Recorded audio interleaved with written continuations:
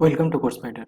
In this video, we are going to discuss how to install and use client-side library like jQuery and Bootstrap in ASP.NET Core MVC. In this video, we cover the tools to install client-side packages, prerequisites to install the client-side library using Visual Studio, what is libman, clean, restore and uninstall the client-side libraries using Visual Studio, use jQuery and Bootstrap in the result view. So let's first discuss the tools to install the client-side packages. There are several tools are available to install the client-side packages like Bower, NPM, Webpack, and the libman. Those people are working on the JavaScript framework, they are very acquainted about the Bower and NPM and the Webpack. But today we are not discussing about these three packages, we are focusing only the libman. Libman or Library Manager is a lightweight and client-side library acquisition tool. It downloads client-side libraries and frameworks from the file system from a CDN. CDN means Content Delivery Network. Then let's discuss what is the prerequisites to install client-side library using Visual Studio. To install the client-side library using Visual Studio, you must have the Visual Studio version of 2017 with the version 15.8 or above. But in our case, we have used the Visual Studio 2019, so there is no issue to install the client-side library. Those people who are working on Visual Studio 2017, they must check the version of that. Let's flip to Visual Studio and we'll see how to check the Visual Studio version. To check the Visual Studio version, in the help tag, you need to click here and go to the about Microsoft Visual Studio. You can see there I am using the ASP.NET and WebTools 2019 and currently my version is 16.7.0, and those people are working on Visual Studio 2017, they must check up the version, and if they are working on the lower version, they need to update. To update the Visual Studio, you must type here as Visual Studio Installer. You can see here Visual Studio Installer. Let's click here. You can see this screen, and if you are working on Visual Studio 2017 and if you are using the lower version, then click on the update button. It will update to the higher version. So this is the same application that we have used so far, and in that example we have discussed how to use the for each loop. Let's run the application and we'll see that the client-side library jQuery and Bootstrap is available or not. You can see the result. The employee list is displayed in the tabular format. Let's check the jQuery is installed in this application or not. To check the jQuery version, let's right click and go to the inspect, and in the console window we need to type as console.log, then jQuery.jQuery.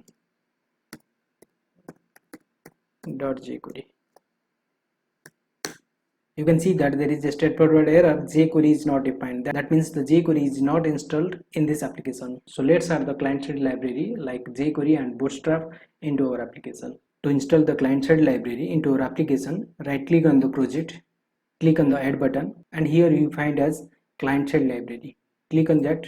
Now you can see that a pop-up window is here. Here a drop-down named as providers. So you can find here there are several providers: CDN, file system, JSDeliver, and on package. Let's default check as CDN. And in the CDN, we need to install the jQuery version. To install the jQuery version, let's type here jQuery.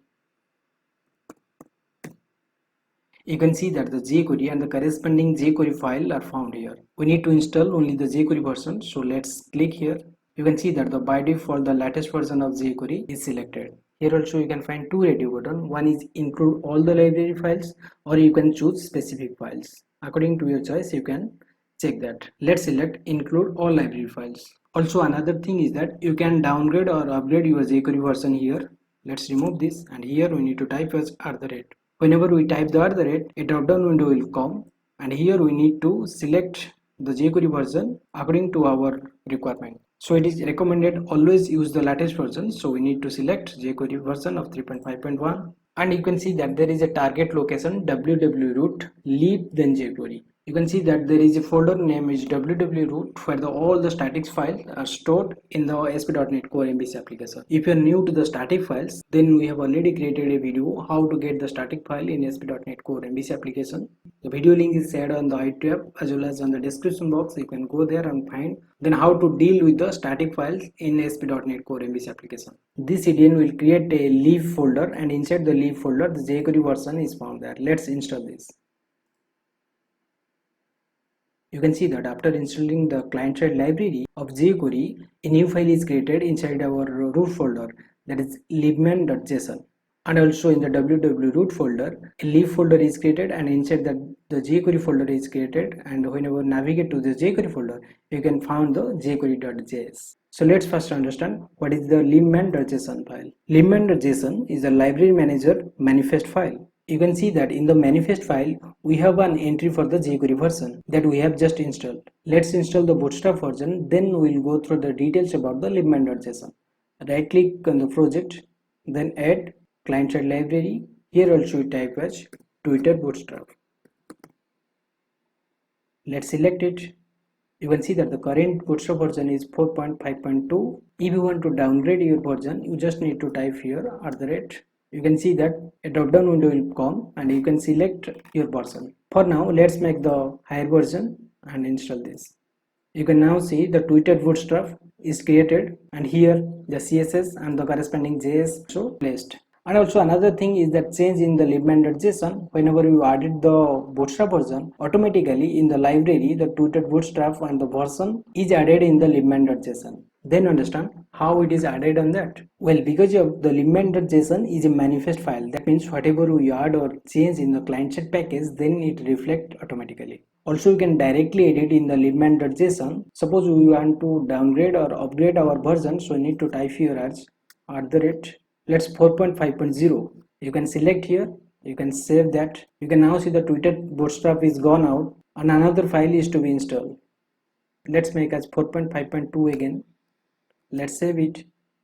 Suppose we want to remove the client-side library, so we can remove by using the GUI. That means in the libman.json, we just right click here and you can clean the client-side library.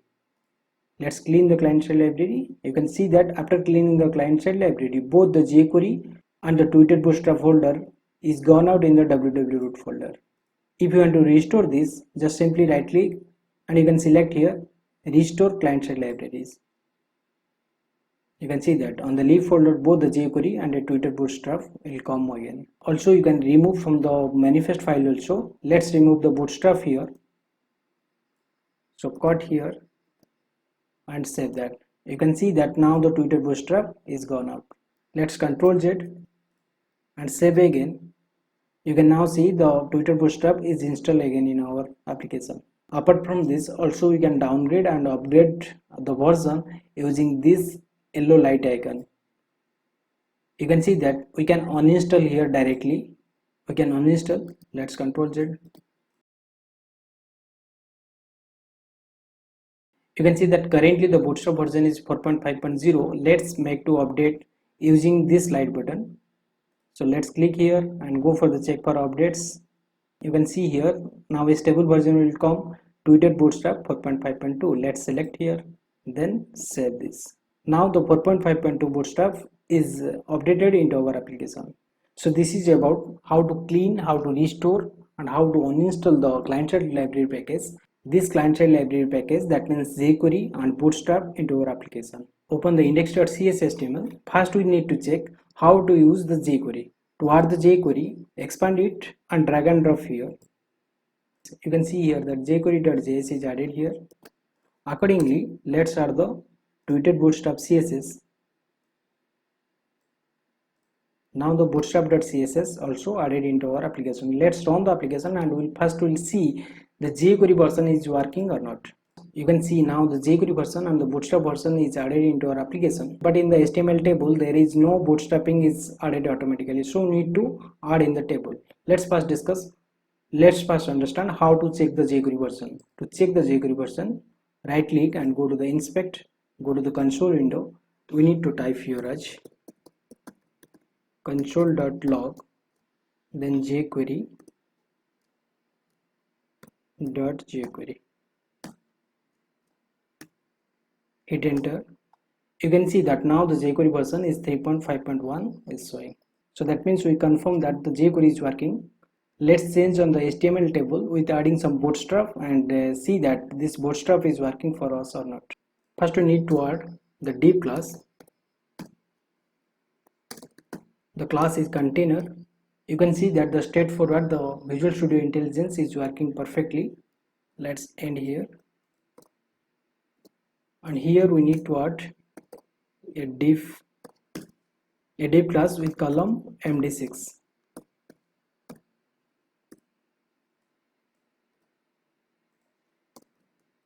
And here we need to add the table class. Let's table. You can see that there is several properties coming: bordered, borderless, stripped, anything. So let's make as table bordered and run the application.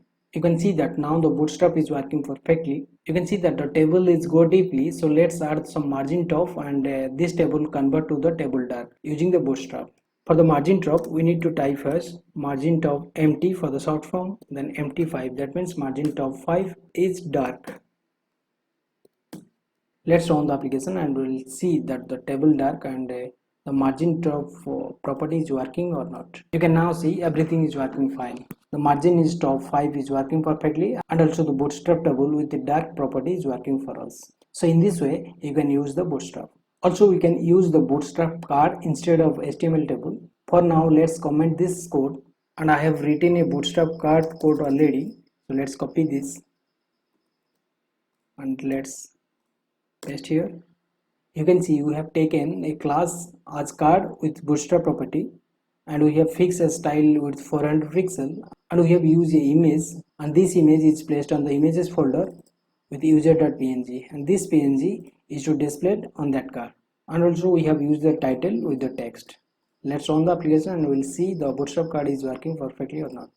You can see it is working perfectly. The image is displayed here, and also the title and the text is printed here, and also here we have used a button with the class as primary so that the button class is displayed. So in this simple way we can use the client-side library using the ASP.NET Core MVC application. That's it in the video. On the next video we are going to discuss the important topic of how to pass data from controller to view in ASP.NET Core MVC. If you have any doubt or suggestion so far in this series, then please give your feedback.